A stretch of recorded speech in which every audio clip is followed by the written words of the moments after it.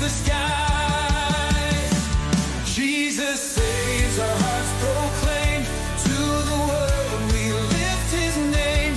From the home to the school to the nation's land, we stand together hand in hand. Through the word we will grow, in his truth will overflow. Isa pong magandang araw sa ating mga kapatid, no? Sa lahat po ng mga bagong viewers, attendees, no po, welcome po sa ating gawain, JSM International 10 Minutes Devotion. Ako po si Jamila, isa po akong member ng local church dito sa Camarin, no po, at muli, ako po ay natutuwa at nagagalak na kayo ay kasama namin ngayong araw na ito. Samahan niyo po ako na mag-aral ng salita ng Panginoon, no po, at i-share ko po ngayong araw na ito ang importansya, no po, ng pagtitipon, no po, the importance of fellowship. Nakita po natin mga kapatid, sa Mateo po, no? Mateo pa lamang ay nakita natin ang ating Panginoong Jesucristo ay naghahayag ng kanyang salita, no po, nagtuturo, no po, nakita natin po doon, no, na meron silang pagtitipon kasama ang kanyang mga disipulo, sila po ay nagga-gather, no po, sila ay may pagtitipon, no po, kung saan sinishare nila, no po, ang magandang balita, no po, na binabahagi ng ating Panginoong Jesucristo ang kanyang mga katuruan, no po, nakita natin na may pagtitipon po, no, may gathering, no, mga kapatid.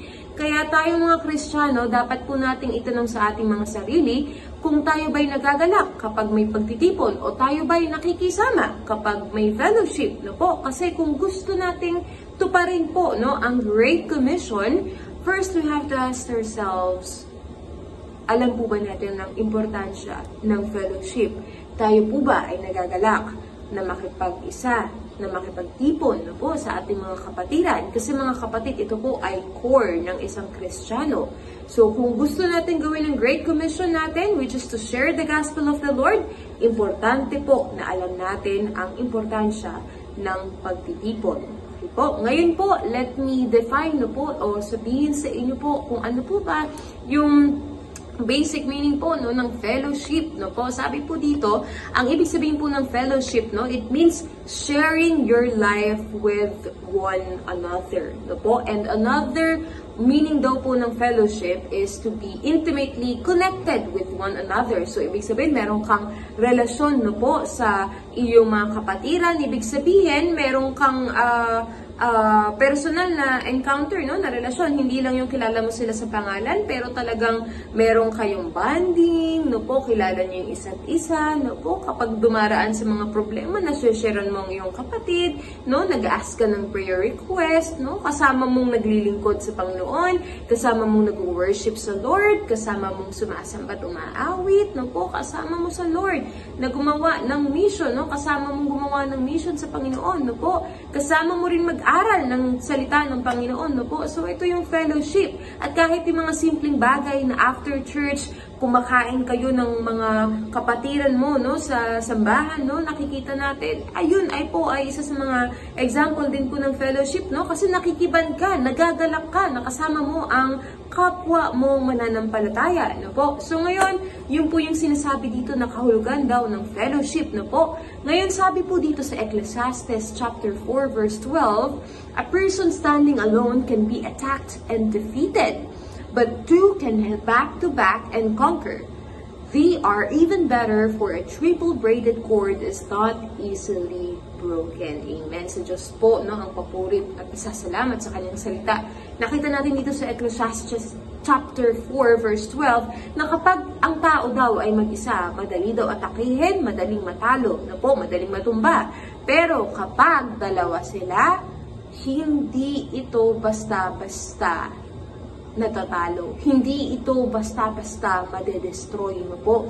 Nakita natin mga kapatid, no, kapag tayo, no po, kasi ang Panginoon nilikha niya tayo ng talagang dapat tayo, may mga kasama. Kaya nga ang Panginoon, when He created Adam, no po, naisip ng Panginoon na kailangan niya din ni Adam may makakasama na appropriate for him, no po. Kaya hindi hayop ang binigay ng Panginoon, no, na makakasama ni Adam, no.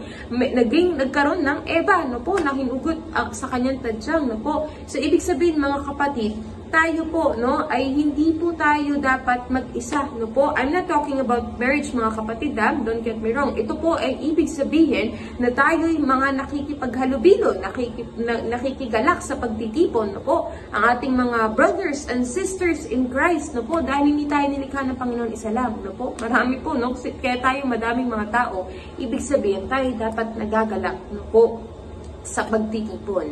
So ano po ba ang ibig sabihin ng importansya o ano ba yung mga importansya ng pagtitipon? Una po, no, it brings joy, no po, it brings joy to us Christians, no po.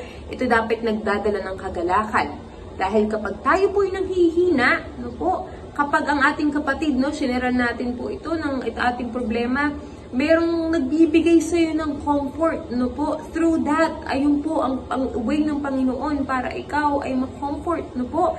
Dahil kapag ang ating kapwa mananampalataya, nalaman na tayo nagkakaproblema, no po, tayo po, no, tayo nagtutulungan, tayo nagmamalasakitan, tayo po ay nananalangin sa bawat isa, at minsan po, no, tayo rin ay nagiging testimony, no po, tayo nagiging kalakasan, no po, tayo nagiging inspiration ng bawat isa.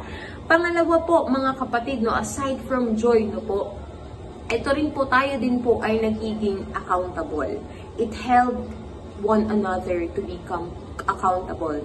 Held us to be accountable, no po. So kapag may kapwa ka na lagi ka nakikipagtipon, nagpe-fellowship, at kapag meron kang hindi ginagawa na naayon sa Panginoon, ang iyong kapatid ay nariyan para tulungan ka, no po, na matuwid, no po, hindi i-judge, hindi i-persecute, pero tulungan ka, no po, na makabangon muli, no, at magpatuloy sa Panginoon. Napaka-importante nito, mga kapatid, dahil kapag mag-isa tayo, madali tayong tutumba, no po. Sabi nga po, ang Panginoon Hesukristo ang ating source, no po.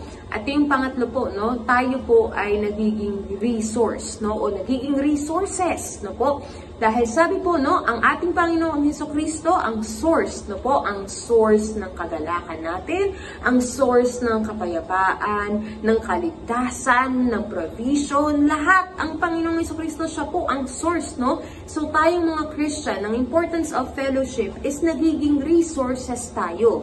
So kung hindi tayo nagagalak kapag tayo ay nagfe-fellowship, paano tayo magiging resource, no? Paano tayo magiging resource sa ibang tao na nangangailangan o na kailangan makapakinig ng salita ng Panginoon?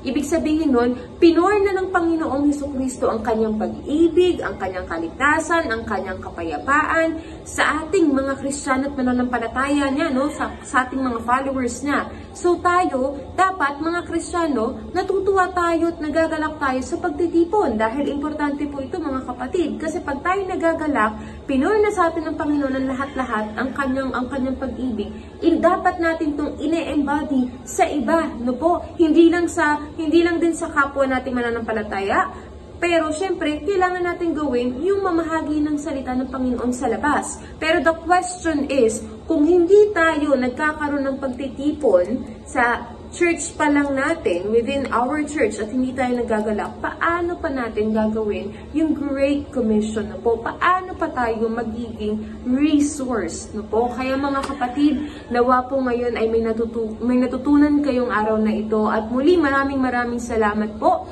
Ako pong muli si Jamila, part ng JSM Camarin, at inaanyayahan ko po kayo na sumama po, no? Every Sunday, samahan niyo po kami na mag-aral ng salita ng Panginoon for our international 10 minutes JSM. So, salamat po mga kapatid and have a blessed day.